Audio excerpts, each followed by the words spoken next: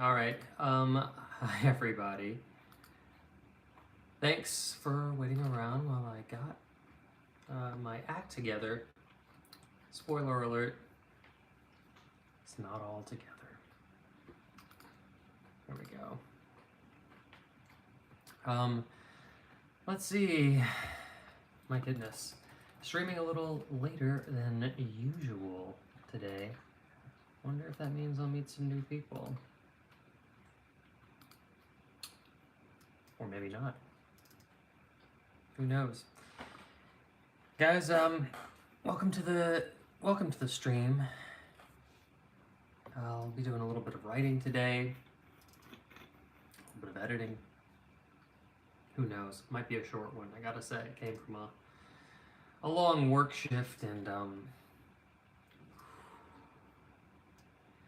I don't know what I have in me,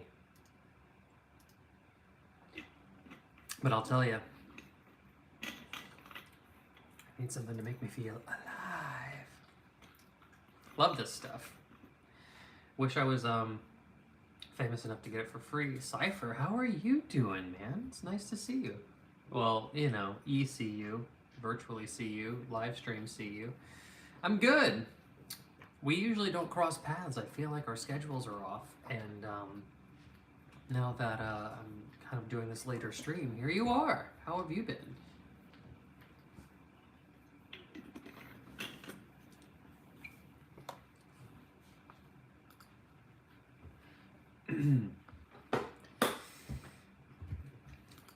Tell you what I've been up to. I have been, like I said, just vibing till bedtime. So first two query letters today. That's cool. Going after agents? Fantastic. Hey, you know, it's best of luck, man. I hope you nab yourself an agent. Do you have a manager already? Or are you just going straight past manager, going straight to agent? Almost 8 years into the craft. Lovely. Yeah. And doesn't 8 years feel like still not enough? I feel like every time I get confident, I read somebody else's work and I lose it. I'm like, oh my god, I'll never be that good. Jambit! Hey! Oh my goodness, it's been so long since I've seen you on the stream. Also, hello to Kenna67, B4W, and Novix101 YT. How's it going? So I'm live streaming here on YouTube Shorts, obviously, but I'm also on Twitch and my YouTube channel. If you want to see, you know, bigger version, I'll do some writing a little bit later too. I was actually going to talk about some books I've been reading. I've been reading more books, trying to just challenge my own writer voice. Not compare it to the death of myself, but just compare it to get better by reading contemporary American masterpieces. You know, when we're in school, we have to read Catch-22, we have to read Shakespeare, we have to read well, I did have one teacher who pushed me to read Lord of the Rings. I'll be honest, I wasn't really into the fantasy. I'm sorry, LOTR.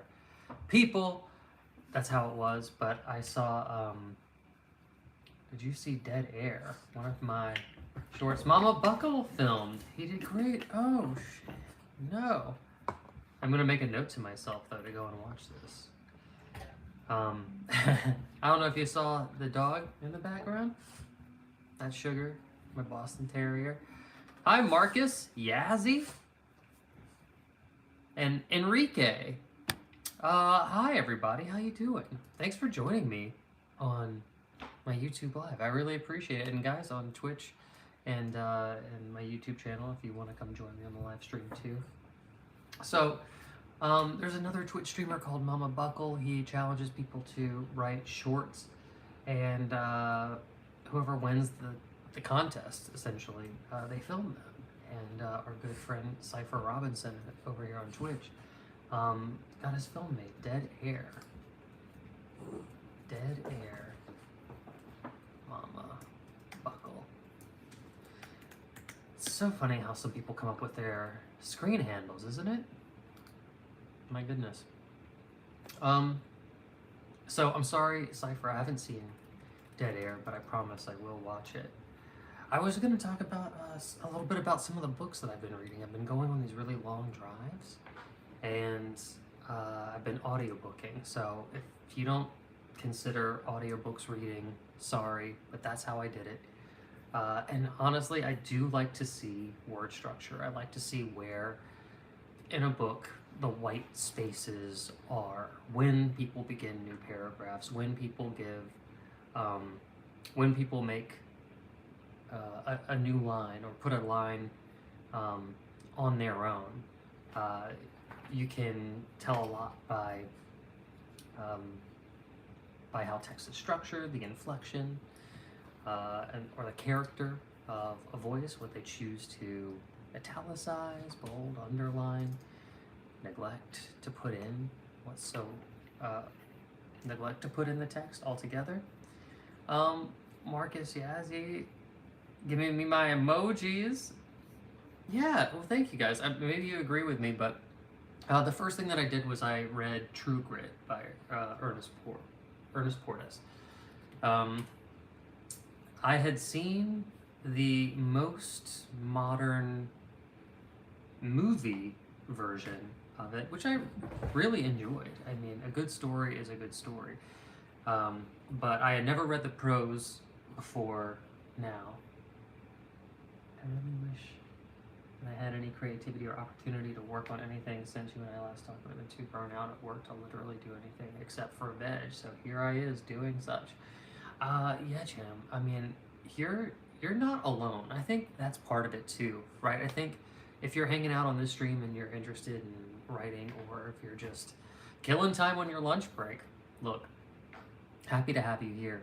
But we live in late stage capitalism. We live in a high stress environment in a politically and culturally divided America. Not only are we stressed in labor, we're stressed in mind, we're pulled thin on emotion, we have limited bandwidth and maximum input coming at us all the time. The human race has never had access to all of the world's possible information that's ever been entered into recorded history all at once. Everybody is vying for your attention. You know, it used to be that you would get junk mail in a mailbox, and now it's like every advertiser gets to buzz your phone, buzz my stupid little watch sometimes. I have to turn off my notifications just to make it through a day. Yeah, you only have so much bandwidth. So one thing I would say is just don't be hard on yourself. And there are multiple ways to be creative that actually don't involve making a product or having productivity, shall we say, right? Like it's equally as important to engage in the community of people who are creating art. It's important for you to be a fan. It's important for you to buy the movie for $1.99, to go to the theater, to admire the artwork, to share the artwork, even if it's just a press of your thumb on Instagram or Facebook for somebody who has been able to do, or been fortunate enough, driven enough, determined enough, whatever you want to call it, to have been able to do the work. It's still important to be a fan, to admire, to absorb, and let those things gestate within you. Vincent, he said, hi, good day. I think you mean you're having a good day. I think that's great if you are. I hope you are having a good day. And Cypher says, I can't handle audiobooks anymore. COVID ruined my listening comprehension. Yeah, well, I don't envy you, because it's been really getting me through these like long drives, my long commutes that I've been having nowadays. Find it when you can. Let the lightning strike. Ads so early. Oh, Scythe.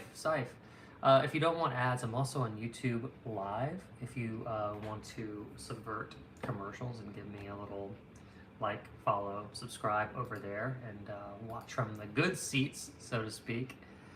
Yeah. Oh, right. So, talking about True Grit. Talking about True Grit. Let's see. I was trying to read more contemporary prose that's highly regarded, to see how I rubbed up against it. And of course, against Ernest Portis, I'm absolutely terrible. Of course, I am comparing myself to the final draft of an amazing novel, right? But for Cypher, True Grit, the book. I did watch the most modern movie, True Grit, years before I decided to read the book, actually. And I fell for the story again. It was so good. A good story just keeps hitting. It's something that you can return to.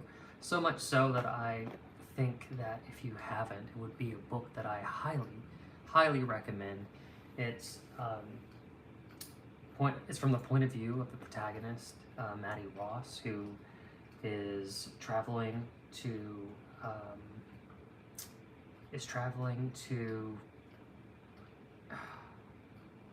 the Choctaw Nation, through the dangerous Choctaw Nation, to find a man named Cheney who killed her father while he was unarmed, trying to help him in cold blood.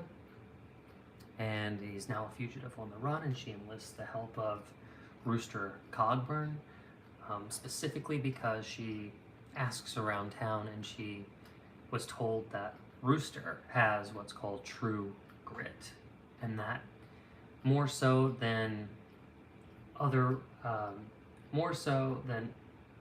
federal agents who are good at tracking or are noble and by the book, she opts for Rooster because of his grit. Ironically, of course, being that she probably has the most grit of any character in the book. Her steadfast nature. If you want to learn how to write a strong character, read a strong character, read Maddie Ross. She's unflinching. She's determined. She gets what she wants. There's a specific scene where her father, before his death, had bought a bunch of ponies and had this idea of what he was going to do with all of these ponies. And then after his death, the family is on the hook for all of these ponies. And during the course of her travels, she sells the ponies back to the person who sold them to her father. And that is a masterclass of a scene right there, of how to stand your ground, 2, how to write a character that's unwavering, resourceful, smart, clever, and just to put like a final polish on the scene. The next day she returns and repurchases one of the ponies at a lower cost than what she had sold it back to the man for. And you just think, wow, all this from a 14-year-old girl who knows who she is, knows what she wants, and puts her foot down until she gets it. And it's not that she doesn't make concessions ever, but she does pick and choose her battles. And some things just aren't worth her time. There's another scene too, and spoiler alert, by the way, if you haven't read it, I guess turn this off, but don't turn it off. Give me likes and subscribes and follows before you do, okay? Hey, the Banana Man. Thanks for saying hi.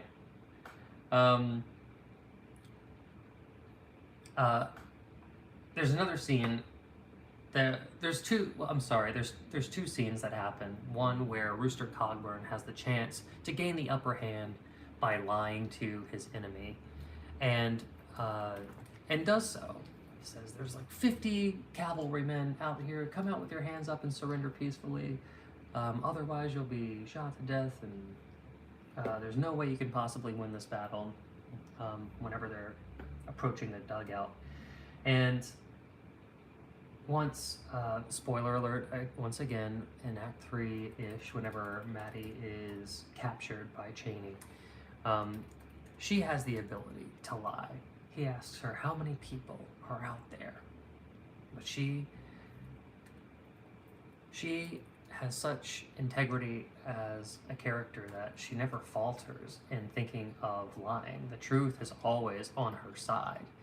At some point, she even tells Cheney's ringleader the truth about why she is there and what Cheney did to her father, thinking, well, obviously the truth should convince the ringleader to let me seek vengeance on Cheney and let us escape with our lives. Wow. You know, just what grit, what true grit, portrayed, you know, from a 14-year-old girl, in the Old West. Highly recommend. I say the Old West.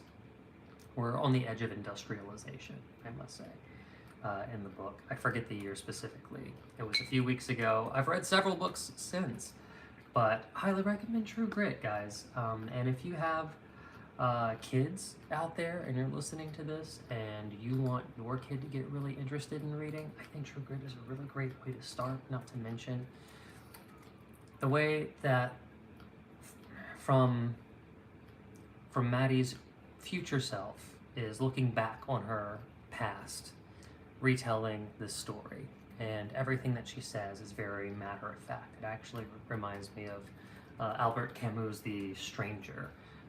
Very pointed sentences, very easy to digest, and the staccato-like nature of her observations makes it a really, really fun character.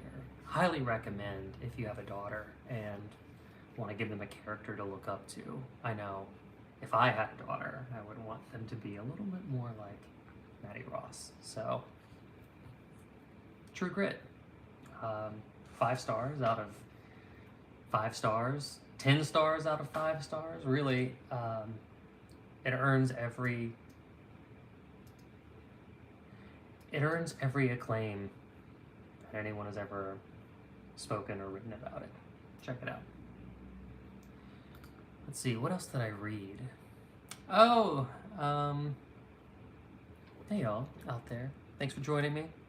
If you want a widescreen view, I'm on twitch.tv/Derrick Denicola Writer, or on YouTube. You can check out my channel at Derrick Denicola, DerrickDenicola.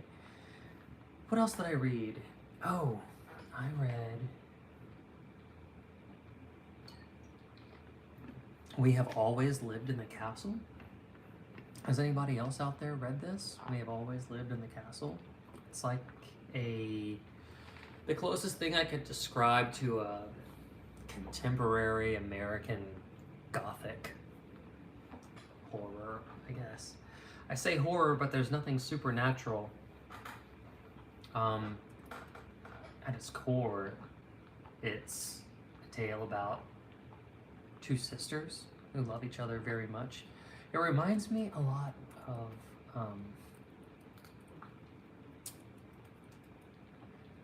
We Have Always Lived in This Castle. Reminds me a lot of Beautiful Creatures as well. Has anybody seen Beautiful Creatures? Of course, it was a book as well, but based on true accounts, made into a movie by Peter Jackson, starring Kate Winslet and the lead from Yellow Jackets Melanie oh no, I have to find her name, otherwise I'm gonna be so. Melanie Lynskey, thank you, wife for the win over there. Melanie Lynskey. About these 2 friends who grow up, they kind of feed into each other's fantasies, their make-believe world, their secrets shared between one another, and then whenever their parents threaten to end their friendship, I think by moving or just like one of them's going to move away or something like that, they plot to kill one of their own parents, and do. And they go to jail, they go to therapy, and these women are still out there in real life, living court-ordered, like a court-ordered 500 miles apart from each other for the rest of their lives. But that's how so entwined they become. And I bring that up to say, We Have Always Lived in the Castle made me feel kind of like that. There is a very isolated family that lives in this town, and you learn of this tragedy that befell this family. The only members left are two sisters, Mary Cat being the main protagonist, the storyteller, and their uncle Julian as well. And their uncle Julian is wheelchair bound. He has survived arsenic poisoning, and his quality of life ebbs and flows from poor to manageable at best. And it's really about how it's really man versus themselves and man versus the world, because these sisters have to choose between feeling safe and living in complete isolation from the rest of the world. And the big antagonist is this cousin that comes to town, but for me, I think the big antagonist in this book was the potential that one of the sisters would start living life normally, that they would fall out of their isolationist routine. The superstitions that the superstitions that Mary Cat lives by in order to feel like she can survive, can be very... Man, I really wish I would have thought about what I was going to say before I'm saying it, but this is how live streams work. It's very, I don't know, I just want to say bleak. However, it's really interesting to live in the mind of someone who is superstitious, someone who has essentially been emotionally, maybe even intellectually, arrested developmentally. The beginning of the story, they say the character of Mary Cat is 18 years old, and then you read the prose and you immediately know something is wrong here. But to live in the mind of someone who believes that if I do this, then this will happen, or if I nail this to this tree, this will protect me, or if I smash this glass or bury this trinket, everything will work out and no harm can come into me. I'm going to go to my special place where I live on the moon and flowers grow and there's a pretty little house. Being able to read through those kinds of thoughts that might not ever be your own was a really fun journey that I also highly recommend. It is a little on the darker side, FYI. There is murder, if that's what you're into. But we have always lived in this castle. And then, I gotta tell you, these are long drives because I've been crushing it on books. I also read...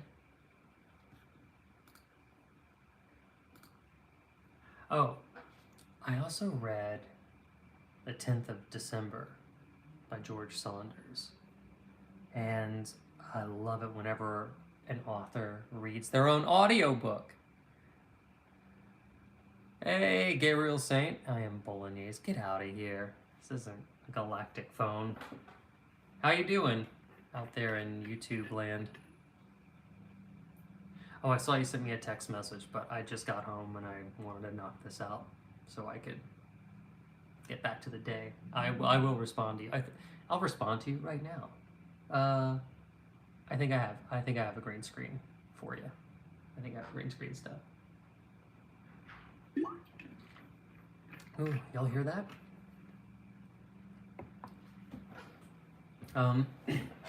Yeah, so I was listening to reading the 10th of December by George Saunders, and talk about a witty prose voice. What a sense of humor that can take a dark turn on a dime. There's one short story. It's a collection of short stories. There's one that stands out, and it feels very sci-fi-y, where criminals basically get to have human tests run on them in lieu of their death sentence, and they are installed with these multi-packs, kind of, I guess, surgically implanted in them, perhaps, or maybe just strapped to them, where experimenters get to inject chemicals that heighten certain emotions. The suit? Oh my god, the suit. Okay, alright, fine. I'll do it. I'll bring the green screen suit. That I found really, really good. Ooh, Meowfa, you reached a 5-stream streak. Thank you for my dinosaur. Thank you for coming in, and I'm sorry if I neglected you. But thank you so much for my late dinosaur. You know, that makes me feel good. Hold on, I have to ban Stream Boo. You know how I do.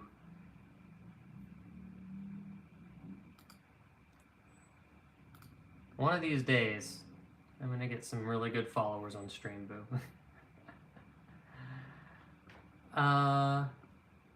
Yeah, so George Saunders, 10th of December.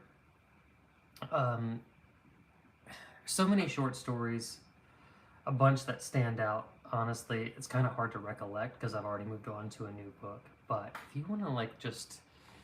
he kind of reminds me of a slightly darker, more dramatic David Sedaris. If David Sedaris was a little bit less of an essayist and went into short story, fiction, and absolutely went wild, maybe even took a tab of LSD and started writing. George Saunders, 10th of December. Highly recommend. And then the book that I just finished today, I read Shakespeare in a Divided America. And this book is nonfiction, but really, really interesting. And I have to say, especially as a former theater kid, okay, let me tell you this. If you're a theater kid, it never goes away. You're always a theater kid. But as someone who acted in a lot of plays in college and was able to perform various monologues, soliloquies, and even act in a full-scale production of Macbeth, which I'm not supposed to say because it's bad luck, but honestly, don't believe in it. Sorry.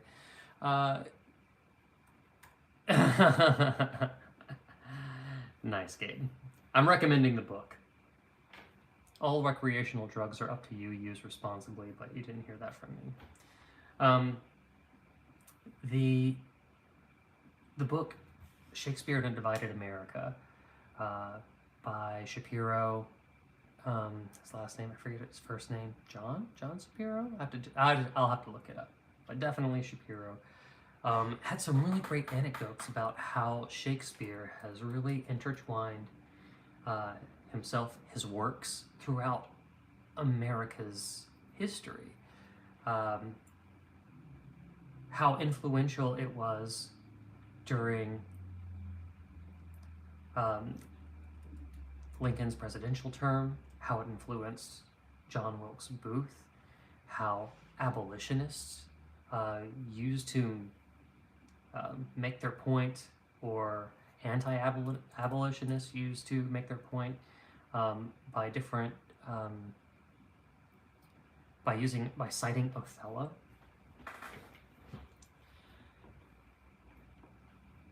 There was another instance where it was called the There's another instance in the book that's talked about the Astor riots, which I had no idea had ever taken place in New York City. And it had to do with basically an actor who was a very strong nationalist and an English actor who were both big Shakespeare performers who were touring and acting in New York at the same time, using Shakespeare as the medium in which to say English is aristocratic and elitist, and we need more American Shakespeare, and how American nationalism appropriated Shakespeare and how they used it to protest the English Shakespeare and attacked theater, interrupted plays.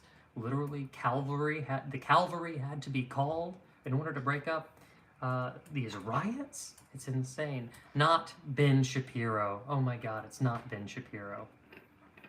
I hate that I even had to say that name one here. But it also tackles women's rights issues. They talk about how there was a period of time where it was really popular for women to play the part of Romeo in Romeo and Juliet. And I had no idea. And I gotta say, after finishing that chapter, I'm really, really disappointed that I have yet to see a version of Romeo and Juliet where the character of Romeo isn't played, where the character of Romeo is played by a woman. I would love to see that. Yeah, I just highly recommend, not to mention, you always get some lovely excerpts of Shakespeare's poetry, and to see the same play used throughout the chronology of America's history. And really it showcases how art changes and culture changes, and how art changes culture and how culture shapes art. How the same play can have wildly different perspectives at different times. And what a better way to display it than in one of the world's newest countries, where you can see everything escalate on a very short timeline in comparison to other countries. Anyway, Shakespeare in a Divided America. I will say, if you really enjoy something that's very well researched, at times can be a little dense, but that's what I like. I like knowing that somebody really dug deep to find these answers. Shapiro even pulls it all the way through, the thread of Shakespeare all the way through to his most modern example being Shakespeare in Love and Harvey Weinstein, and how culture at the time shaped how they chose to write Shakespeare in Love, and how they chose the ending of Shakespeare in Love. And also he talks about previous endings that they didn't shoot, which if you're a fan of cinema, know that, of course, Shakespeare in Love won like 7 Academy Awards in the year that it was nominated. If you're interested in that journey and the discussions that led to the choices that made that movie. For instance, I didn't know that Shakespeare in Love was originally supposed to star Julia Roberts. And Julia Roberts wasn't going to be in Shakespeare in Love unless she got Daniel Day-Lewis, who declined the role. Even though she flew out to meet him and convince him, he still said no. Yeah, some really fun stuff in there. Shakespeare in a Divided America. Okay, well, that's kind of where my book journey has ended this month. Those were the 3 that I got through. I just started 2 short stories. Train Dreams, which has been adapted and I believe is on Netflix. I'm trying to not watch it until I finish Train Dreams. I only just started the first few pages today. And Jesus' Son by the same author. I'll let you know how that goes later, but that's kind of what I've been doing lately. Have you guys read anything good lately? And what should I read next? Do you guys have any suggestions for me? Like I said, I'm killing a lot of time in my car. It's got to be on audiobooks. I'm not doing Audible. I'm not giving more money to Jeff Bezos than he already has.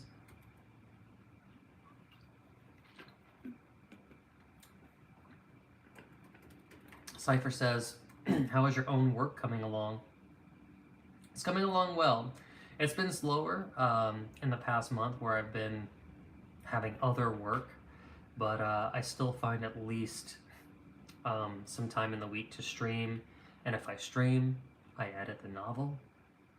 So I'm almost at the end of my 4th pass of my novel. And on my 4th pass, after, this is something that Gabriel and I will always say to one another, you tighten one screw and another one loosens.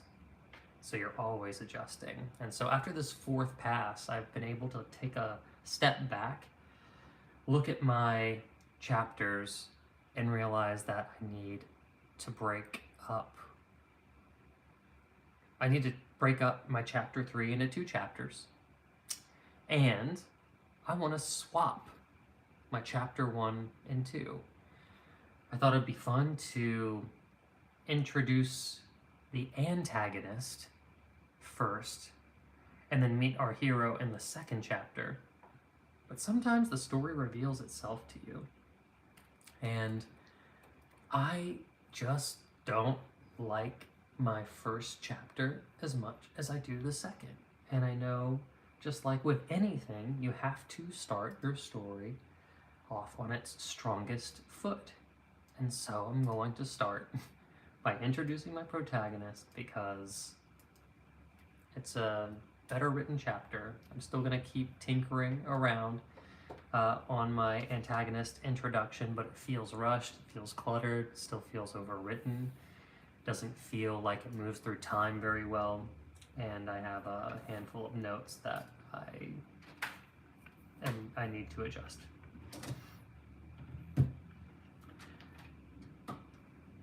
Cypher says, I sampled so many novels to find recent comps, 2 to 5 years, for my query letter. It was one of the hardest things to do. It is hard.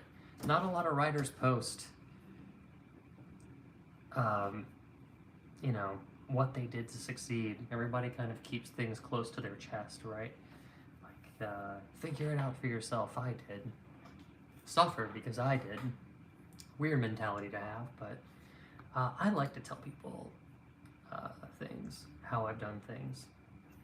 13012, welcome to the Twitch chat. You know what, y'all, just give me 1 second. I just realized I haven't even been looking at my YouTube chat. I hope I'm not neglecting too many people. Highly doubtful, I must say. But always worth checking.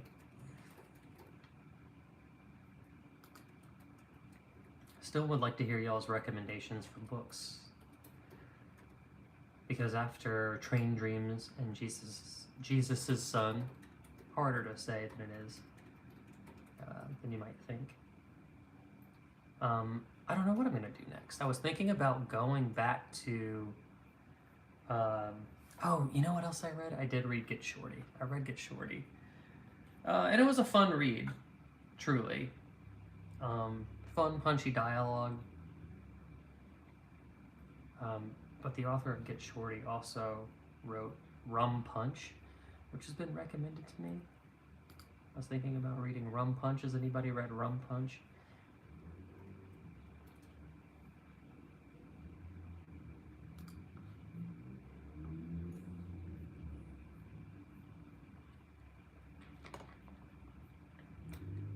What's up, DJ K Doe. Doe? How are you doing? Thanks for tuning into the, vertical live stream. If you want, I'm also on Twitch and YouTube Live. If you want that sweet, sweet horizontal for any reason. Oh wow, I feel really red. I think I'm a little windburned today. I was outside. Do you agree? Sorry, I have a wife off screen. Yes, I'm a very lucky man. You agree? Windburned? Yeah. Okay. I'm gonna need to moisturize. This is not blush. Yeah, nobody's chatting in the YouTube live. Everybody's just hanging out. Okay, cool. Well, everyone. Ooh. Oh yeah. Another thing. The last thing I watched, by the way, was Hamnet. There's been a lot of Shakespeare getting reinfused into my life lately. So after reading Shakespeare in a Divided America, I thought, ooh, let's jump in and watch Hamnet. I'm ready to cry. And it worked. It got me. I cried. But that's because the story math worked out. And I knew what they were doing to me the whole time. But you know what I didn't do? I didn't stop Hamnet in the middle and ruin the emotional momentum of the story. Just let it wash over me. And it was beautiful. And it's a work of creative fiction, right? So in it, we spend a lot more time, not even necessarily with Hamnet himself, not even really with Shakespeare, but his wife.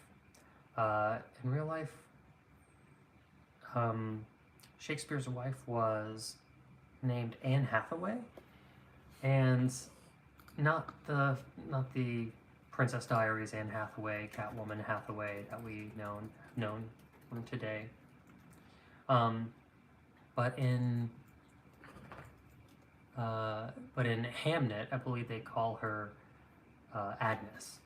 So we kind of are starting to get a sense already that this is this is not the Anne Hathaway. This is not a historical accuracy to what we can expect. Actually, that William Shakespeare actually went through.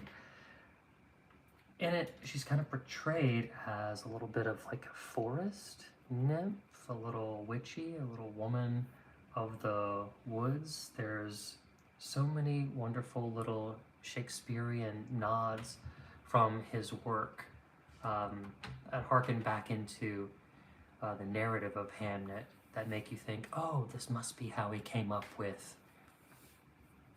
the idea for Twelfth Night and the boy and the girl Hamnet and his twin sister switch clothes, and you think, oh, that must be where he got the idea from Twelfth Night, and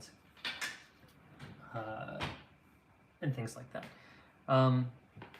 But a beautiful story about grief in Elizabethan England. I think it was able to be made because a lot of it was set in the woods, right? I say the woods, but you don't see a lot of central London. It's only maybe at the end of Act 3 where you finally move into the Globe Theatre for the performance of Hamlet. I don't want to give too much away, but I just will say that I really did enjoy it. And if you are a fan of Shakespeare, if you are a theater kid, if you are curious about Shakespeare and want something that might make you more interested in it, Hamlet is a lovely watch, directed by Chloe Zhao, acted by Jessie Buckley and Paul Mescal, I believe. Mescal? I'll be honest. Yeah, Paul Mescal. always worry that I'm just calling him a tequila, but I'm not. That's just his name. That's what it is. What's going on the Twitch? Okay, cool. Well, guys, that's really what I've been up to. I just wanted to tell you what I've been up to since I felt so busy while I was late. Been working a bunch, but as I was saying, there's always like a little time to write, to read, to feed the mind. I remember once an acting teacher was like, well, you know, you act as much as you can, get your reps in, right? That's how you become good at anything. Get your 10,000 hours, gain the knowledge, gain the experience, and then a knowledged experience over time will equal wisdom.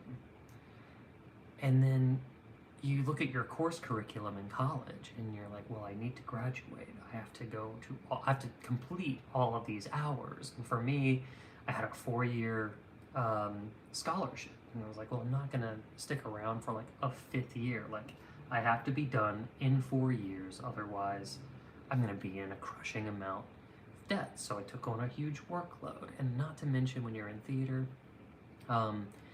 your grade is a performance. So school during the day, then rehearsals at night, and then performances subsequently for weeks and weeks. And you're never not doing something. You know, if you're not rehearsing, then you're doing your geology research paper, or whatever it is for your general grade. And I was just getting really frustrated, and I was like, I don't have time to get on stage any more than I'm already getting on stage, and I don't understand how I'm supposed to get all of these reps in whenever every hour of my day is accounted for. And she was like, well, do you? She was like, so if you don't act, then read something. And if you can't read something, then watch something. And if you can't watch something, then think about it. Like, daydream about it. Use your imagination. And that's helpful in a way that doesn't actually lead to obsession, because it's not healthy to be in an artistic brain 24/7, 7 days a week. You'll drive yourself crazy. You do have to take a step back. You have to be rational. You have to wash your clothes. You have to get groceries. You have to handle your taxes, right? But what it did was give me permission to make the things that I was doing for fun,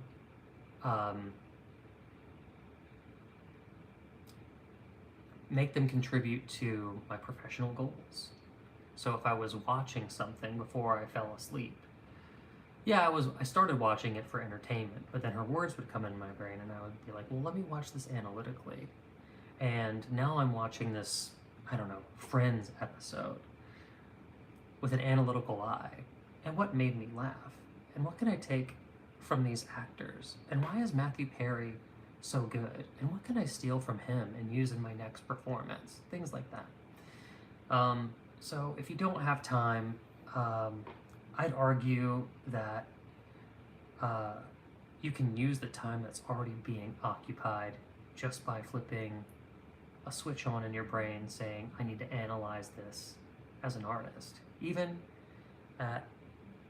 non-writing related jobs, I will I'll catch myself being like, well, let me take a step back. Like, I'm not at work right now. I'm not stressed right now. Let me do some character observations. How are people sitting? What are their tics? Their facial tics, their idiosyncrasies. Their idiosyncrasies. Wow, how is that so hard to say? I think I'm a little stopped up. guess what? I think it's a little hard to say idiosyncrasies whenever you're stopped up, and I have no idea why. But even this, I just caught myself on screen touching my nose to say idiosyncrasies. Some people play with their earlobe. Some people twirl their hair. These are all things that you can use for a character. Today, I came across a gentleman that could very easily be a character.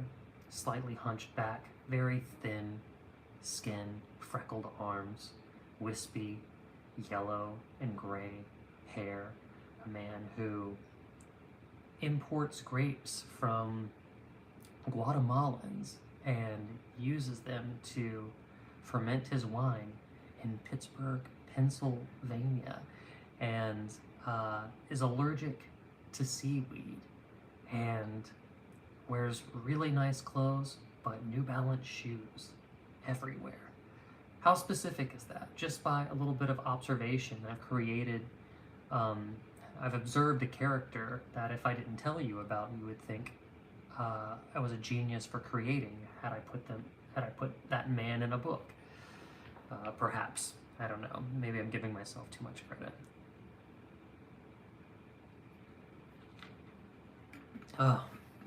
Well, let me see here. 6:30. 6:30 my time, y'all. Okay, so here's what I'm gonna do. I'm gonna start editing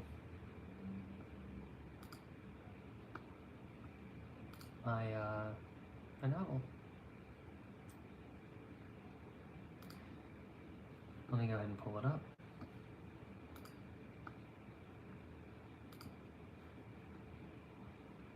Ooh, 1 second. I guess I really wasn't ready for today. Where is my...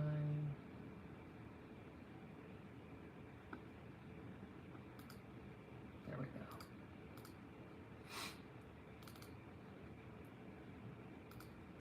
So, Rhode Island is neither a road nor an island. Talk amongst yourselves.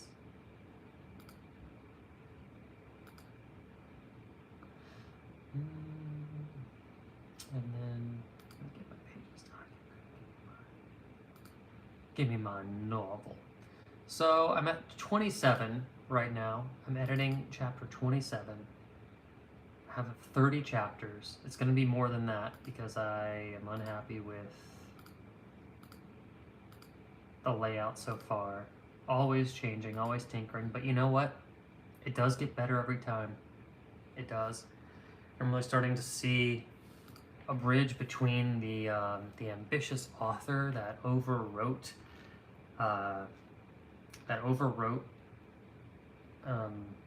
Elizabethan history in England, trying to immerse the audience in it, and pulling all those weeds out to reveal the path that is the story. It's kind of like weeding a garden, really. That's kind of the stage that I'm in right now. So, if you want to see me edit live, you can pop on over to my Twitch, darling. Twitch / Derrick Denicola Writer, and I'll have the chat up, and I will have my text up. So you'll see where I have the edit line right here, right now. Let me go ahead and read to you. Chapter 27, get disgusted with myself and make edits along the way. Chapter 27, the rope and the blade.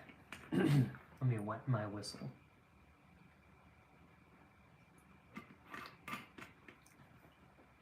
Chapter 27, the rope and the blade. Here we go. The window overlooked what used to be the Queen's private gardens. Now, a muddy stretch of earth carved with boot prints, wheel ruts, and a dozen makeshift barricades. Beyond the gates, the city pulsed. Smoke curled from carts. The last shouts of rebellion were losing their rhythm. No formation, no banners, just scraps of people drifting in clusters, arguing or limping home. I'm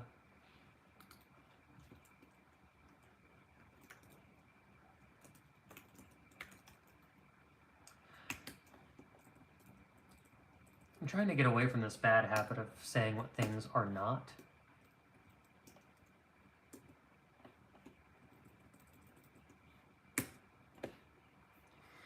And I was actually, I caught an author doing this. I think it was in Shakespeare's America, actually.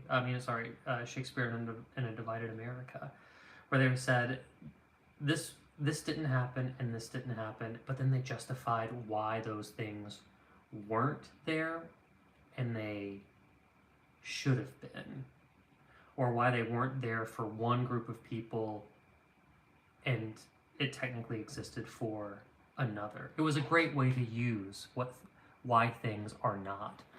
And I thought, oh, what a great example. I need to hold on to that. And clearly I just forgot. But what it did teach me was that I need to be more precious with my words and my word choices. And I'd rather tell you what exists in the story rather than waste your time telling you what doesn't exist in the story, even if it's for a sense of drama, shall we say. So formations had deformed, just scraps of people drifting in clusters, arguing or limping home. The mob had collapsed under its own weight. Devereaux had promised them justice, but what he gave them was theater. Thomas leaned one shoulder against the stone. His body ached.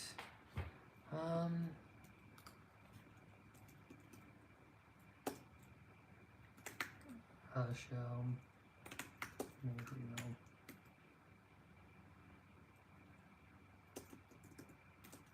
A show made real, revealing blood and bone. Thomas leaned one shoulder against the stone. Oops. Sorry. Thomas leaned one shoulder against the stone. His body ached, not from any one injury, but from all the things it had carried too long. The rope, the names, the faces in his dreams. A bitter coldness he got from sleeping on the streets that never quite thawed. I don't think I need the names. Oh wait, it's more like a 3. Da-da-da-da-da. He didn't know where the queen was now. Somewhere deeper in the palace, secured or sent away. It wasn't his concern. He had done what he came to do. But he didn't feel relief. He didn't feel anything at all, really. Not triumph, not absolution. See how I do that? Terrible, terrible habit. But, what's a way to... I could either delete this, I could just, cut mercilessly, or we can define triumph, or we could define what it means to be most non-triumphant, right? Thank you, Bill and Ted.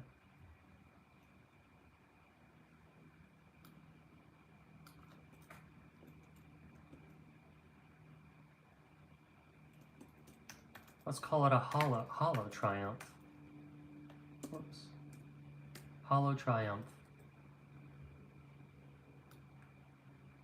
And instead of saying not absolution, let's say absolution.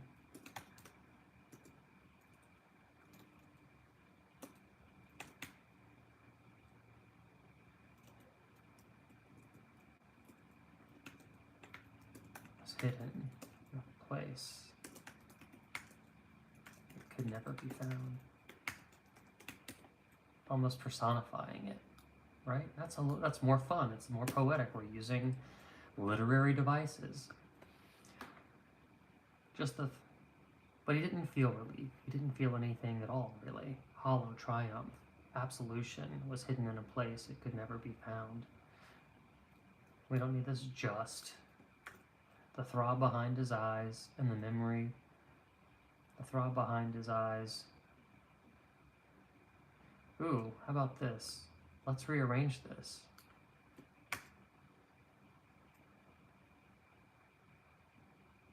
The memory of Marlowe's voice. Let's not confuse it with anybody else he might have executed. The memory of Marlowe's voice.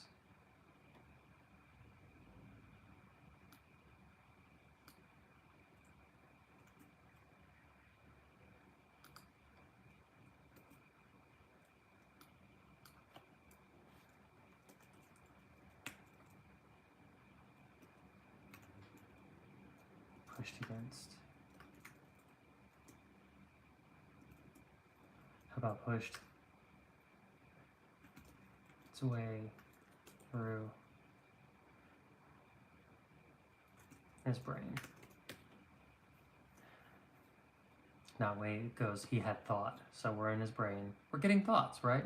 He had thought once that a man only needed space to be free, but now he knew freedom didn't mean silence. Look at this. I feel like the repetition of this is killing me. No chains, no cage, no order. I hate myself as a past writer. I'm so angry at past me for doing this. Who in the do I think I was? You know?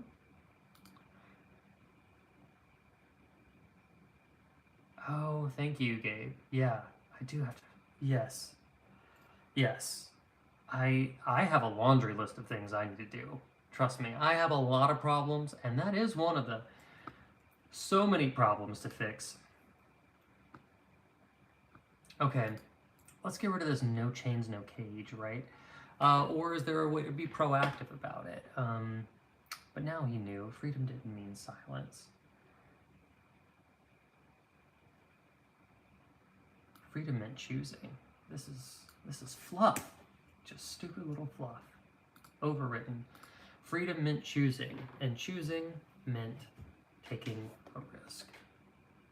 I said it in less words. And choosing meant risk.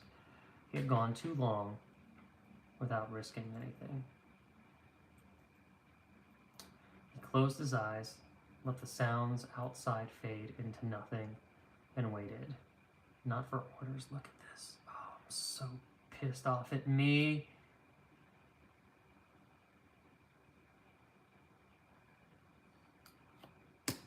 This is a much better sentence. Waited for whatever came through the door next. A soft click echoed across the room. Thomas opened his eyes.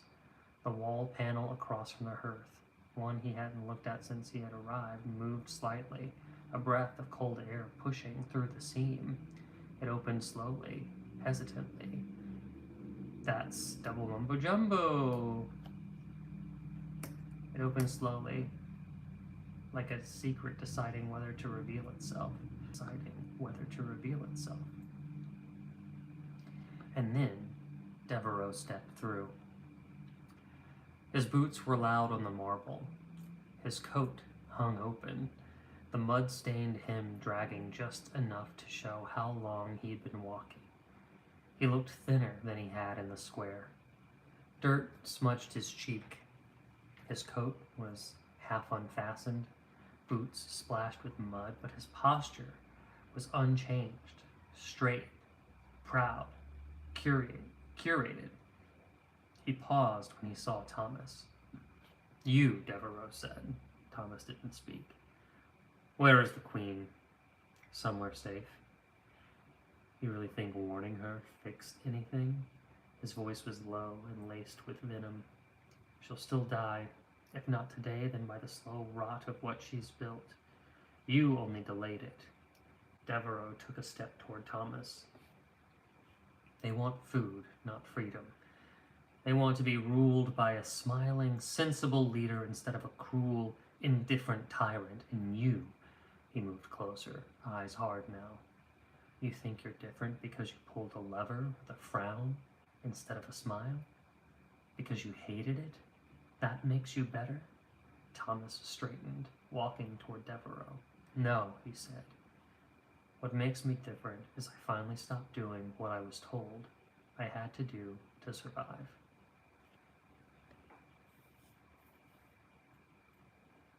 I gotta be honest.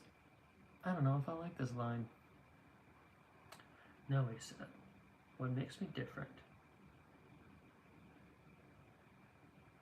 is I finally stopped doing what I was told I had to do. Here's the problem that I have with it.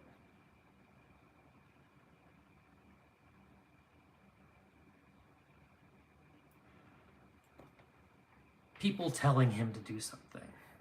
I've built a character this entire time that has been lying in the bed that he has made, okay? Now, yes, Devereaux is basically holding kill or be killed over him at that time, but this does not feel like where Thomas has evolved to. What makes me different is that I finally stopped doing what I had to do to survive, right? So let's get rid of this, what I was told. What makes me different is I was finally stopped. What makes me different is I finally stopped doing what I had to do to survive.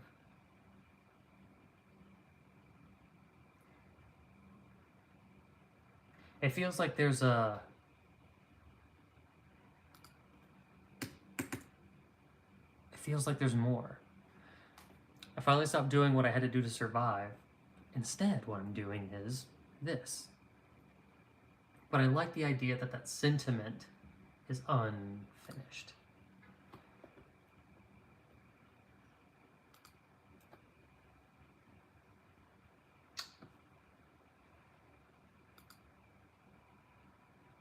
But if we interrupt now, we have to finish it later. I think I do have like some sort of... Yeah, I think I do have something. I think I have something that he says that's clever and witty and wraps it all up, right? So let's just get to it. Let's keep moving. 30 chapters ish. I kind of forget what I wrote. Some of this feels like reading a brand new book. Devereaux scoffed. You were never anything but a butcher, the queen's shadow wearing a hood. You hanged a boy and said nothing.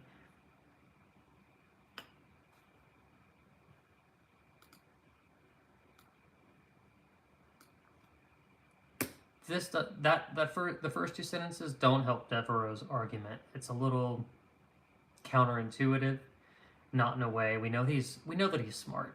This is what he needs. This is the direct psychological attack. This is the jab to the front of the nose. You hanged the boy and you said nothing. You are not a man. You're a tool, a rope in human shape. And you're a snake in disguise, Thomas said. Only difference between us is you're still pretending to be a hero. That was when Devereaux lunged, bringing his shoulder into Thomas's ribs. He sent them both crashing into a desk. The candelabra tipped sideways and fell on the floor with a hollow, ringing clatter. Thomas staggered back. Devereaux didn't stop.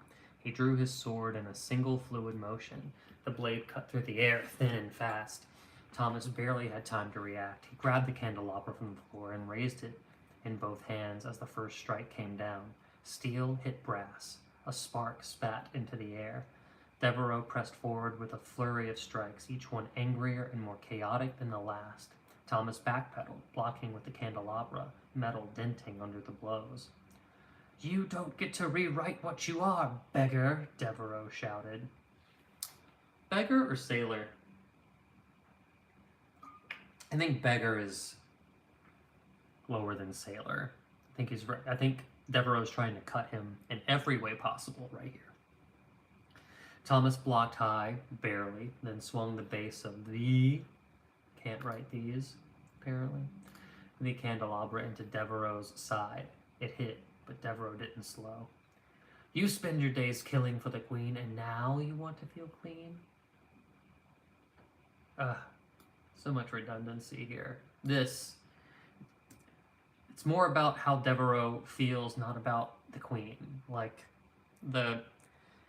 in public, it's about the queen. In private, it's about Devereaux's pride, his ego. It's Act 3. We're so close to the end. The curtain has to have fallen, is what I'm thinking.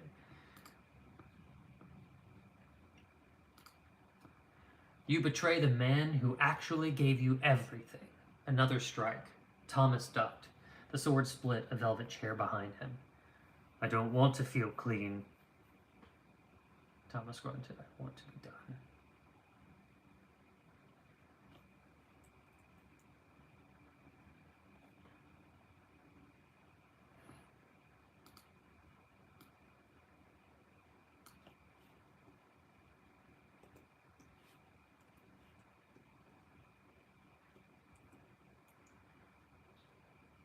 Whoops. Oh, shit.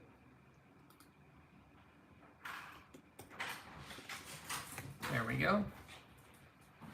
Now you want to feel clean? You betray the man who actually gave you everything. Another strike. Thomas ducked. The sword split a velvet chair behind him. I don't want to feel clean, Thomas grunted. I want to be done. Devereaux slashed sideways. Thomas caught the blade with the broad dish of the candelabra, but the force sent him stumbling backward into a carved statue near the wall, a figure of King George rearing back on a dragon. Devereaux advanced, and in a sudden savage arc, he turned his blade and struck the statue. The king's head snapped clean off.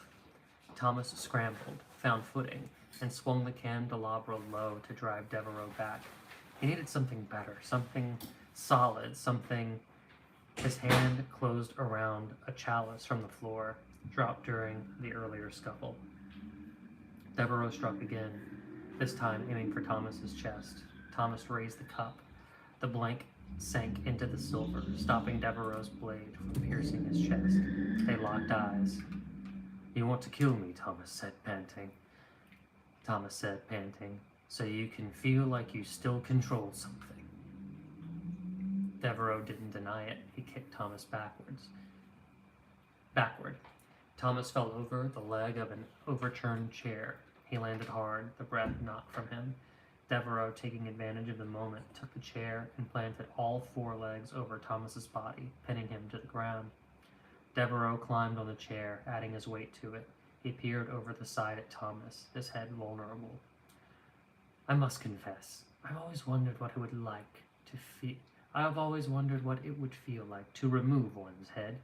Devereaux adjusted his grip on the sword, his weight crunching into the chair. The point hovered inches from Thomas's face. Devereaux's chest rose and fell, his mouth curled with something darker than rage, something like glee. You'll die a failure, he said.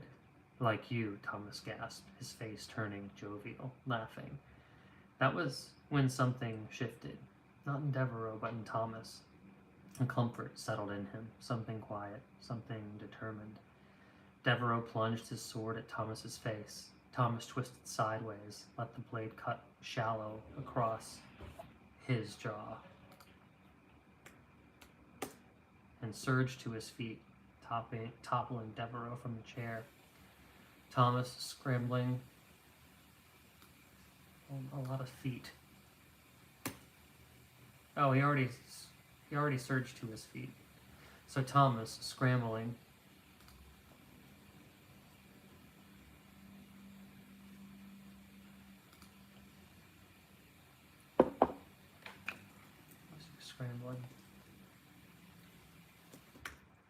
Thomas reached for a piece of half-torn, thick velvet curtain that still clung to the rod. One hand gripped the curtain tie, yanked it down hard.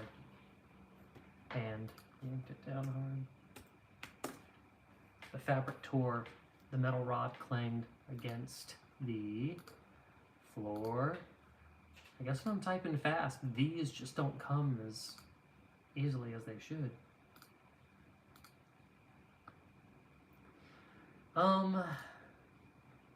Back to it. Against the floor. Devereaux turned to find his sword on the floor. But before he could reach it, Thomas looped the curtain rope around his neck and pulled. Ah, Thomas, back to his old tricks again. Devereaux's fingertips barely grazed the hilt of the sword. Devereaux clawed at the rope, kicking, stumbling backward. Thomas pressed him into the floor, every muscle straining, not to kill, but to stop. That's a good use of not something. His breath hissed through his teeth. More acceptable, I'll say. I don't know if it's great.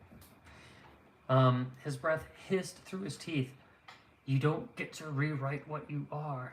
Devereaux's feet slid, scrapping for leverage, but Thomas wasn't letting go. I feel like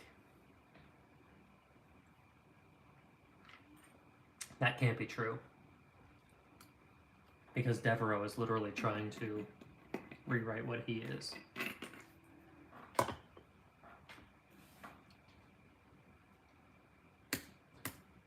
Devereaux's feet slid, scraping for leverage, but Thomas wasn't letting go.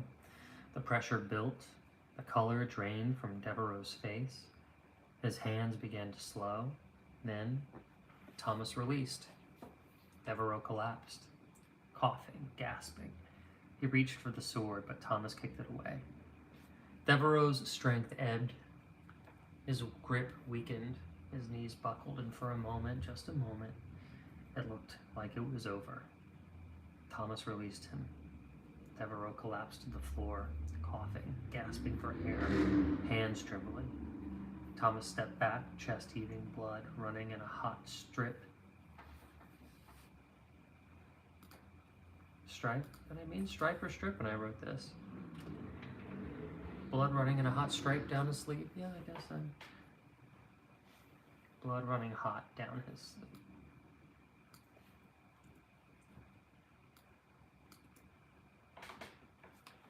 He didn't see Devereaux's fingers curl around the broken shard of a chair leg. With a wheeze of effort, Devereaux lunged up from the floor, eyes wild, weapon raised high, aiming not for a clean blow, aiming for vengeance. Thomas turned just in time to see it coming, and then the doors burst open. Stand down! Devereaux froze, mid-strike. Two guards surged in, weapons drawn, boots thundering across the floor. Behind them, Catherine followed, breathless, her dress muddied and torn at the hem, and in her hand, the Queen's seal, the royal medal, given to Thomas. She held it high. She looked as though she'd run the whole length of the palace. Her hair clung to her temples, her dress stained with sweat and smoke. I don't know how you'd see the smoke. I think that's more overwritten, more overwriting. Devereaux didn't move at first. He took in the scene. Catherine, the guards, Thomas bleeding on the floor. Devereaux's eyes settled on the guard's blades, then flickered to the open door behind him. Too far. He pivoted fast, crossing to the wall beside the window where a velvet curtain hung in heavy folds. With a growl, he snatched a lit, unbeaten candelabra and heaved it into the curtain. Flame met fabric. The drapes went up in seconds. Sheets of fire racing toward the wooden molding above. The guards, startled, stepped back. Smoke bloomed thick and acrid. Before anyone could stop him, Devereaux was already at the far end of the room. He kicked a narrow cabinet aside, revealing a panel behind it, a servant's passage, tucked where the wall met the hearth. He turned once, face lit up by firelight. You've made a mistake, he spat. Both of you. And then he vanished through the opening, and the panel slammed shut behind him. The guards started after him, but the fire roared louder now, and the head drove... I don't know what the head means. And, but the fire roared louder now and drove them back. Once cursed and turned... Oh, I must have meant one. One cursed and turned to Thomas. Are you able? I will be, he said, rising on unsteady legs. Catherine was already at his side, eyes stinging from smoke, face pale with relief and guilt.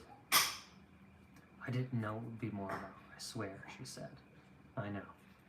She reached for his arm, but he was already pulling something from his pocket. The cloth was folded small, softened from wear. Her stitching along the corner had frayed slightly, still intact but worn by use. Stitching still intact, all this stuff.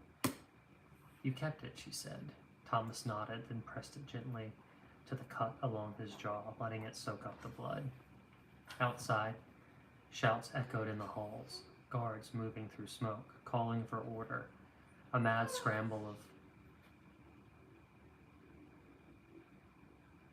I need another word for guards. Let me go to my trusty thesaurus.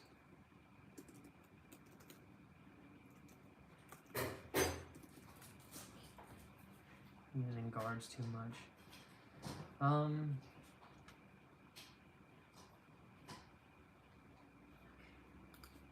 Okay, so how about this?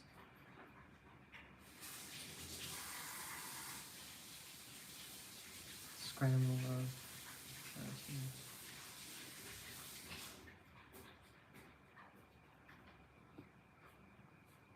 Let's call this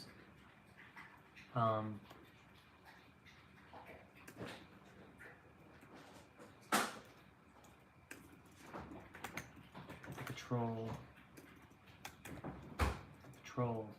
moving through smoke, calling for order. A mad scramble of guards came in and pulled the curtains down and stamped them out with the soles of their boots.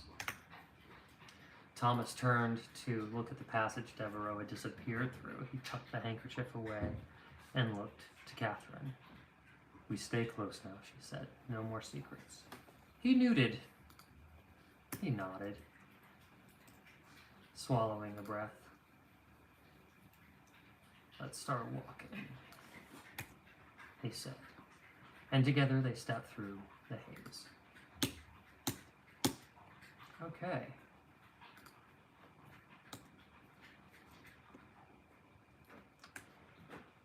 I know I'm moving fast this particular stream, but it's already been a long day. I mean, look at my face. I gotta go moisturize, take care of myself. So I'm gonna just do the one chapter today. Do what you can, you know? You do what you can. Let's transition back. Okay, so so we did a little chat story editing. Normally I write a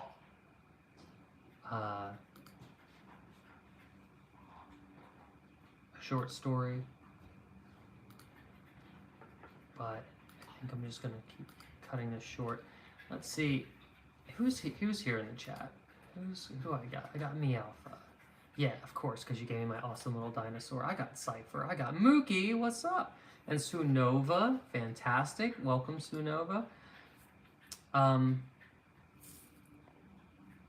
want to see kind of what the chat is feeling. Are you guys enjoying me rambling right now? Or do we want to do a digital writer's room? Or do you want me to... it's poll time. It's time for some engagement, okay? Because I'm kind of running on fumes.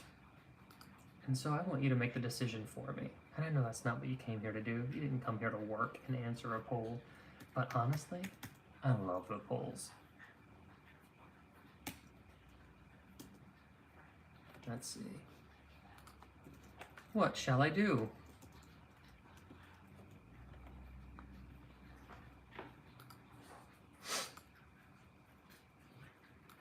Oh, you freezing up now?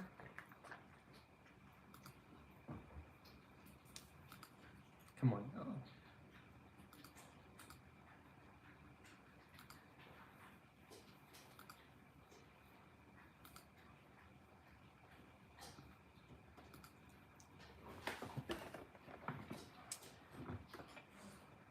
Man, my dog is a loud eater, huh? Is anybody else getting that?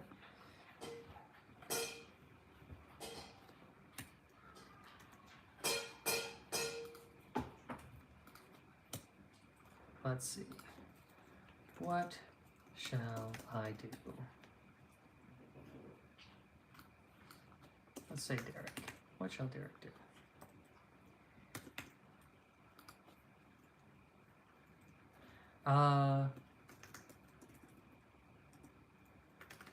An original short story? Or write an original short, post a digital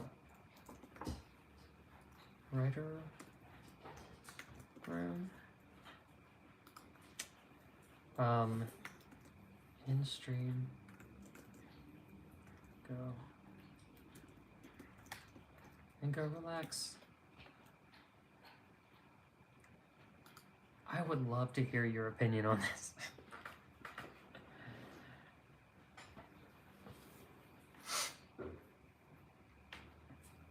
Oh, Mookie, you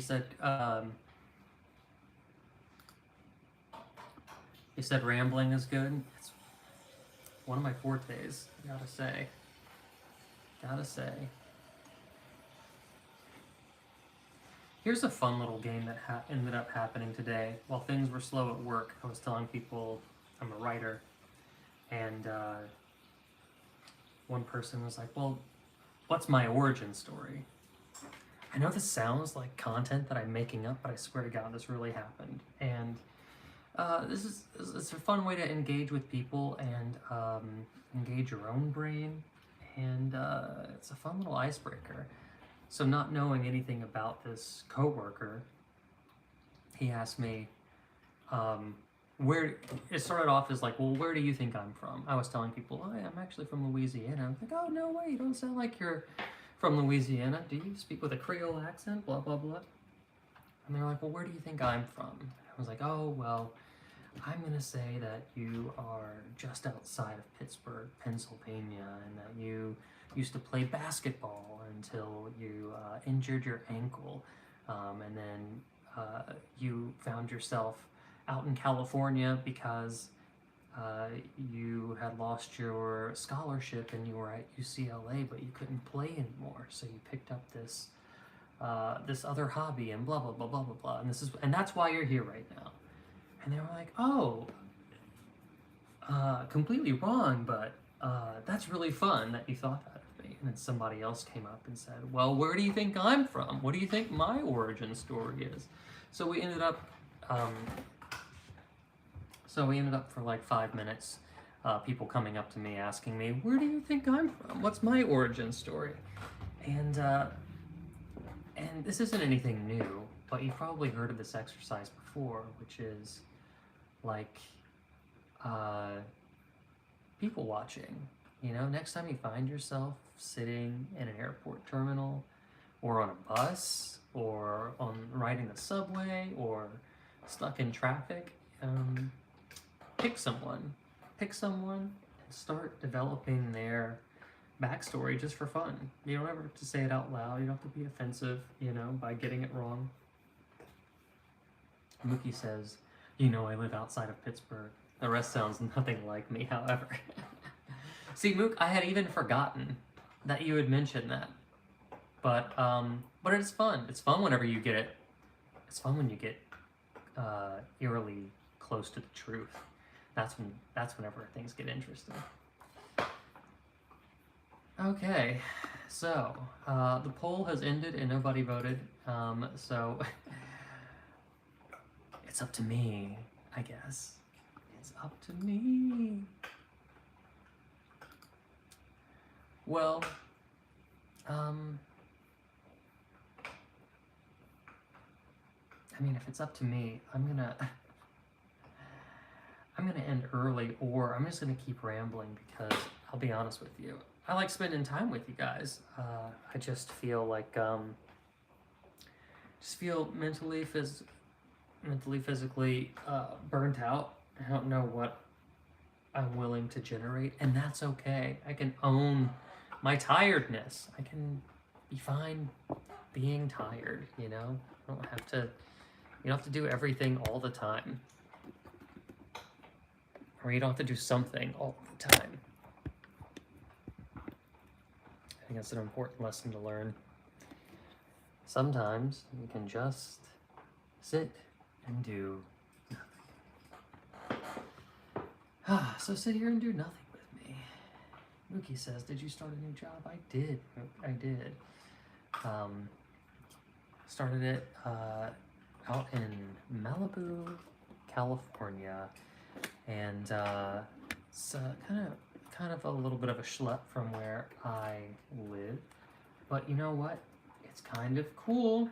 It's kind of cool to be working near the beach, even though today was a cloudy day. I must say there have been some days when it is beautiful and sunny, and you know, white noise machines are great, but nothing beats the actual sound of the actual ocean.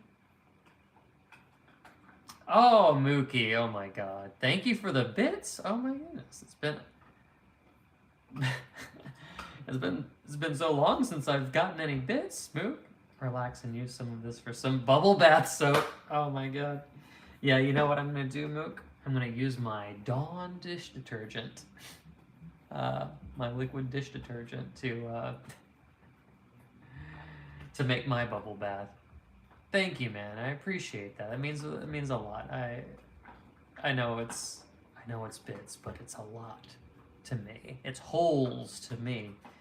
WHOLE. Okay. Well, Mookie literally just paid me to leave. How can I make a career out of this? How can I make a career out of people paying me to stop doing my job? This job I do voluntarily that is self-imposed by myself. Mook, you're the best, man. Thanks so much. But you know what? I also need to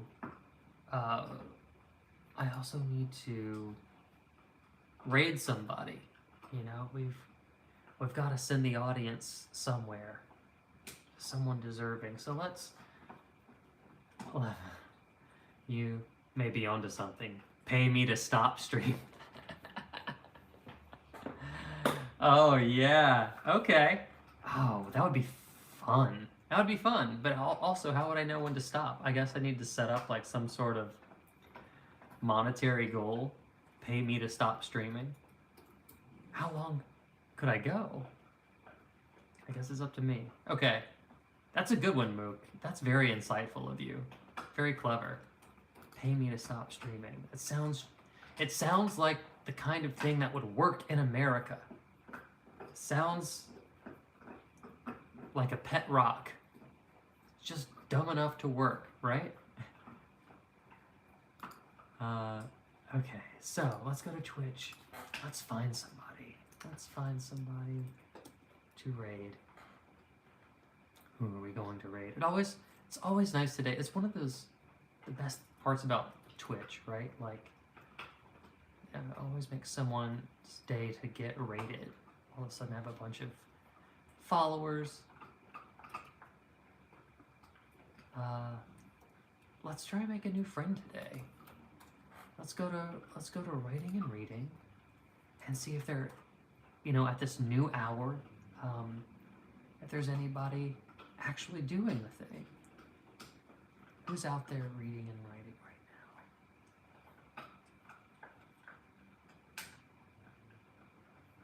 now? Cryptid Roots? A cryptid editor reads your stories. Oh, that's interesting.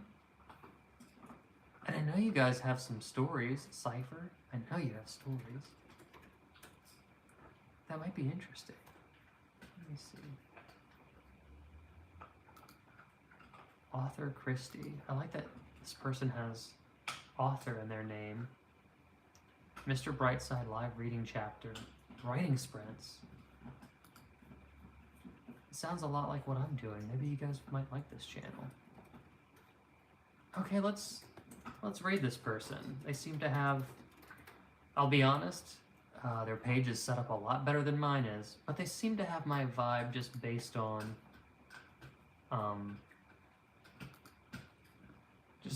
the great title description. USA, USA. Mookie, I wish you lived closer to California. I feel like we could really hang out. We'd have a fun day. Okay, let's raid.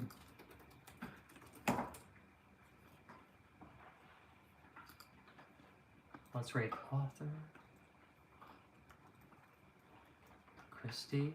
And make a new reading and writing friend. Y'all, they're so hard to come by.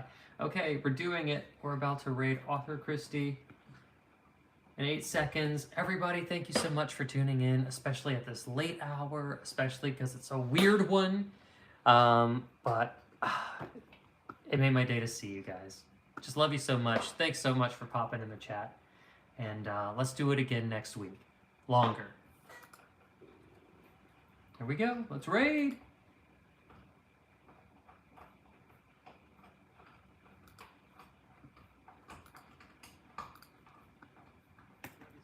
Thanks so much for popping in the chat.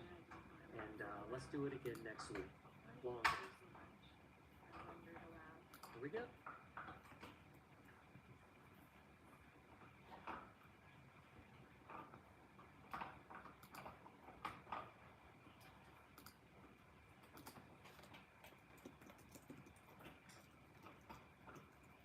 Hello, Derrick Denicola Writer. Denicola. Thank you so much for the raid. Welcome raiders. Oh my gosh. 1 sec. I need a bookmark. I'm just gonna give you a shout out. How was your stream? There you are. Oh. Reading and writing category, live writing, editing, and digital writer's room. Oh, cool. Thank you for the follow. I didn't even get a follow back. If I could. Sorry. There we go. I'm already following you. Hey-oh, look at me. I raided a channel I was already raided into a few minutes ago. Oh, they're just so popular tonight. Yeah, it's pretty nice. So tonight I am